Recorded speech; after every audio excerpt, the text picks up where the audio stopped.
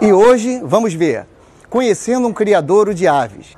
Você já escolheu o seu pet? Já escolheu uma ave como um animal de estimação? Você conhece a legislação do IBAMA, do INEA, como criar esses animais?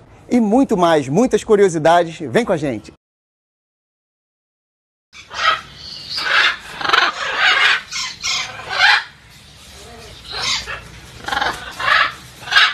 Bem-vindos no Criadouro Free Power.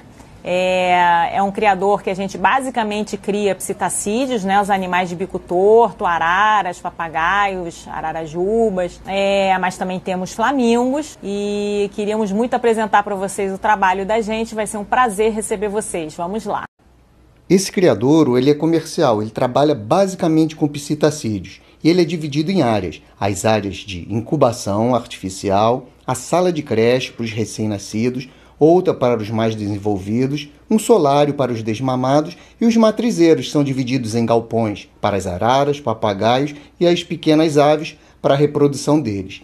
São 670 indivíduos e eles têm uma produção de 400 a 480 animais por ano.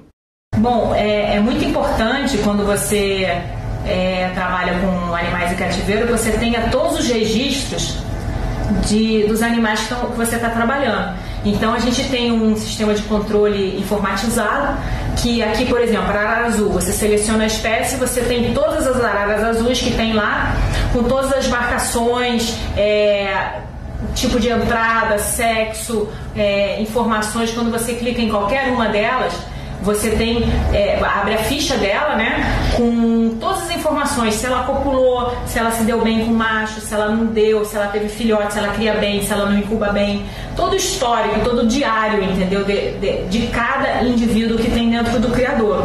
Com isso você forma um corpo de informações de cada indivíduo para você poder saber como você vai trabalhar ele, se você vai parear ele com outro animal ou não. Se você já deu uma medicação, você tem que repetir. Então, todas as informações, no caso aqui dessa arara azul, estão aqui. Tem as laparoscopias, né? A gente também trabalha com vários exames, então, resultado de laparoscopia, se os ovos estão férteis, se não estão férteis, se ela incuba, se não incuba, qual a medicação que foi dada.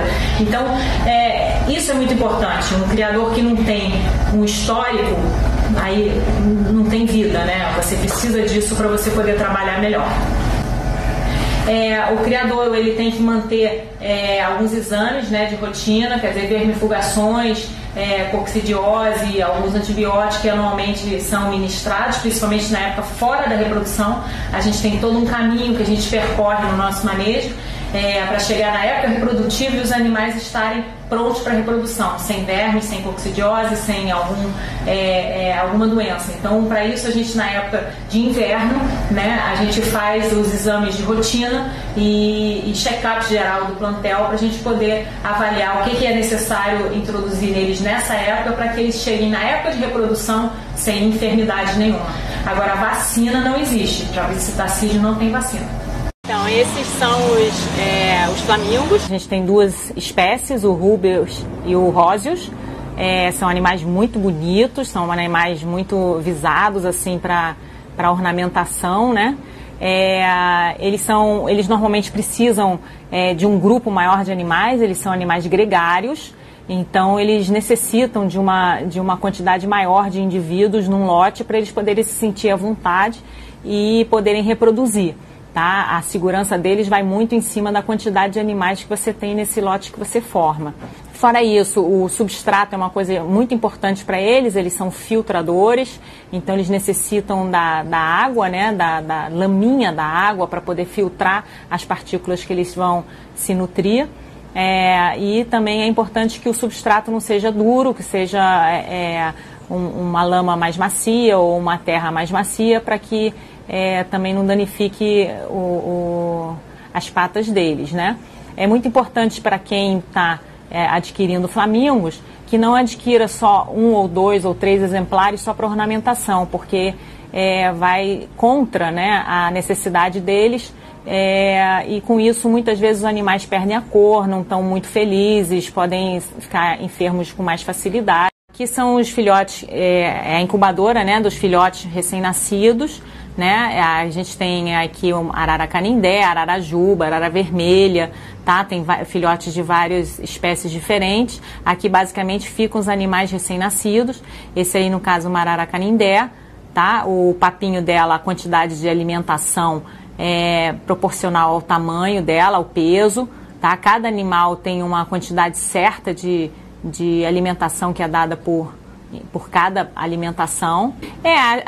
Os filhotinhos, quando nascem, né, eles têm uma penugenzinha antes de sair os canhõezinhos de pena. Você vê que os olhos ainda estão fechados, né? São todos muito parecidinhos, assim, pequenininhos, mas tem pequenas diferenças, o olho bem fechadinho. Nessa época a gente ainda não consegue colocar anilha, mas poucos dias depois a gente já está podendo anilhar essa filhotada. Todos os animais que na creche, eles têm um controle diário, né, de peso. Ali vocês podem ver que tem a espécie, o viveiro e a data de nascimento dos animais. E diariamente eles são pesados para a gente poder calcular qual é a quantidade de papa que eles vão receber naquele dia. Tá? Então, quando eles nascem, eles têm 10 papas, eles recebem, né, 10 papas ao dia e normalmente eles recebem 12% do peso deles de papas em cada alimentação. Por isso a gente tem que fazer esse controle e depois, logicamente, a gente consegue fazer um gráfico, né, de ganho de peso ideal de cada espécie que a gente tem dentro do criador. Então, esse aqui, essa filhotinha acabou de nascer, é uma arara canindé, que é a araraúna, né? Ela é recém-nascida, ela tem, se você reparar, a penugenzinha ainda está até meio molhadinha. Ela tem um músculozinho assim no pescoço atrás, que mais inchadinho, como se o pescoço por trás estivesse inchado, que é justamente o músculo do pipe, né? O músculo que ela usa para ficar batendo com o bico na casca do ovo e poder quebrar o ovo. Então essa pontinha branca no bico dela é como se fosse um dentinho extra que eles nascem e depois desaparece, que dá para ver bem ali. Que ela é como se fossem pequenos espasmos que ele sofre ao nascer e faz com que esse dentezinho fique batendo na casca do ovo, para que ele rompa a casca do ovo e possa nascer. Então é uma associação daquele músculozinho do pescoço com esse dentinho do bico. Então a arara, essa arara, ela já deve estar precisando ser novamente alimentada, né? Você vê que o papo já está no finalzinho, né? A ração dentro do papinho dela. Quando ela é alimentada, o papo fica cheio de ração. Então, esse acompanhamento é feito de acordo com a tabela, né? A quantidade de alimentações que você dá no dia, né? Um animal desse que deve estar abrindo o olho, ele deve estar ali entre 4 alimentações a 5 alimentações ao dia. Então, normalmente, quando o papo já está ficando mais vazio assim, é hora de alimentar novamente ele.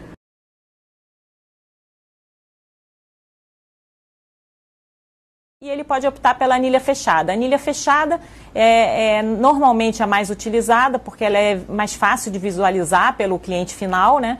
E a anilha fechada, ela tem um diâmetro correto para cada espécie. No caso, por exemplo, a arara azul seria 16 milímetros, a arara normal seria, a arara normal que eu digo é a arara canindé, né? Seria 14 milímetros, papagaio seria 11 milímetros e por aí vai. Cada animal, dependendo do diâmetro do tarso, eles têm uma anilha, um diâmetro de anilha indicado.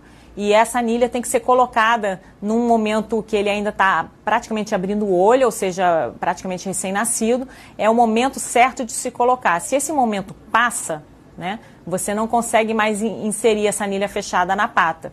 Então, com isso, você tem a garantia de que o animal estava no criadouro quando ele ainda estava muito recém-nascido, né, muito novinho. Essa é a questão. E a anilha fechada, e alguns animais, né, os animais ameaçados de extinção, por lei, eles obrigatoriamente têm que ter dupla marcação. Então, no caso, a arara juba, no caso, a arara azul, né, eles são animais que precisam ter não só a anilha, como também o chip. Então, esses animais, eles têm essa segurança extra por serem ameaçados de extinção. A gente já mostrou, né, assim, a anilha fechada e para os animais ameaçados de extinção ou até alguns animais que tiveram algum probleminha na pata ou tiveram alguma coisa que a anilha não fosse mais indicada, a gente também pode usar o chip, né? O microchip você tem que aplicar, você pode aplicar tanto intramuscular quanto subcutâneo. Eu acho o intramuscular bem mais indicado, tá? Só que é uma coisa bastante agressiva, né? Você tem que introduzir o chip dentro do aplicador e colocar dentro intramuscular do filhote, tá? Esse chip é o tamanho normal, mas já tem o lançamento agora de microchips menores, e inclusive agora há pouquíssimo tempo também de microchips ainda menores do que menores. Então a tecnologia está desenvolvendo para a gente poder também que o animal sofra menos, né, com o tamanho do chip, tá? Então esse é mais indicado para os animais de grande porte.